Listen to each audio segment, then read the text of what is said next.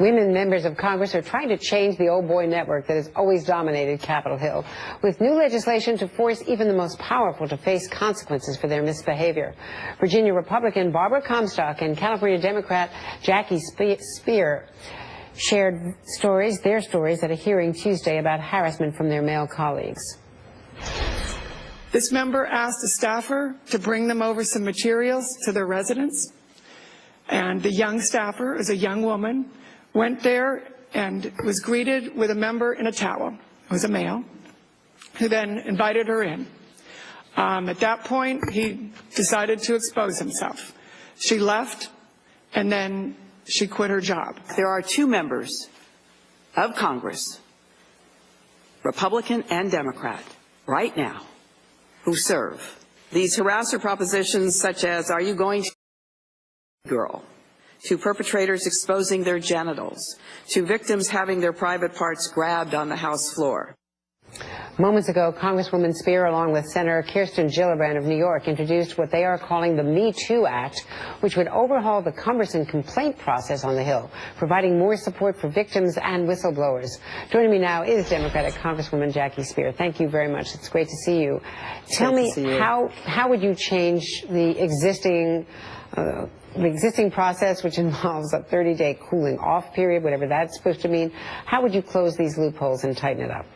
Well, this office was created due to legislation back in 1995, and it was really created to discourage the filing of complaints because there's a 30-day period of counseling for legal purposes, a 30-day period for mediation. At the beginning of that mediation period, you have to sign a non-disclosure agreement. And at the end of mediation, another 30 days for cooling off before you can either file a complaint with the Office of Compliance or file a lawsuit. So you can see how that's very discouraging. And the victim has to continue to work in that office during that period of time. And explain the power that members of Congress and senators have over their offices. These are fiefdoms. There's almost complete power over staffing. That's correct, Andrea. They are like little companies in and of themselves. They have their own budgets. They're supposed to develop their own human resource policies, employment policies, and they're independent. But they do have the Office of Compliance to which staff can access, but no one's even known about it for the most part.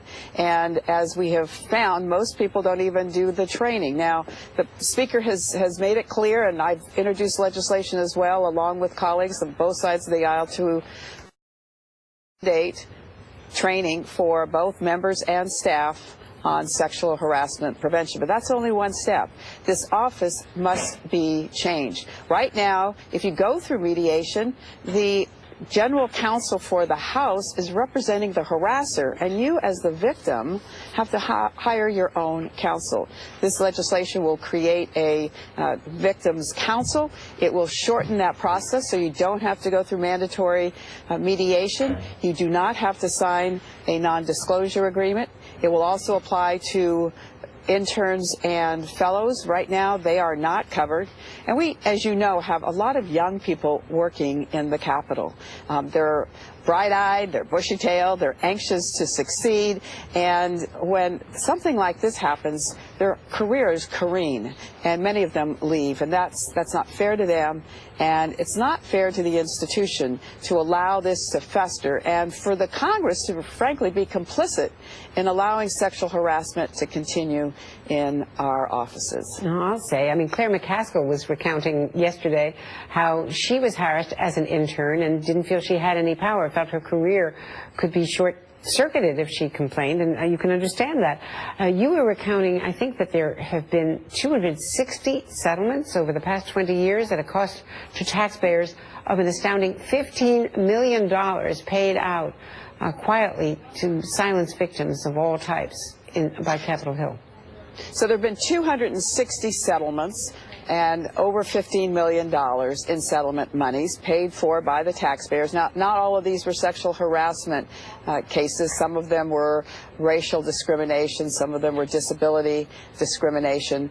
But the fact that that kind of money has been paid out quietly, silently, and that the no solace from that, and certainly the perpetrators can go along and continue to be serial harassers.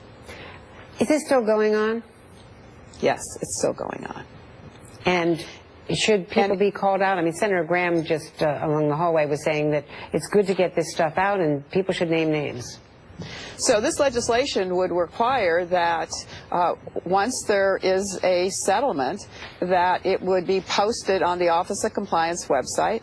If a member is responsible for the harassment, they will be required to repay the U.S. Treasury.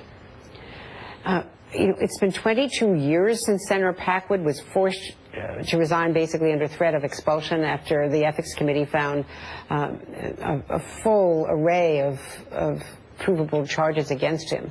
And this was an Ethics Committee led by Mitch McConnell, by the current majority leader, but it took forever to get those cases read and to the Ethics Committee. It just seems that the process is completely ossified. It's a process that was really created to protect the harassers and not to provide benefits to the victims. And so victims won't come forward.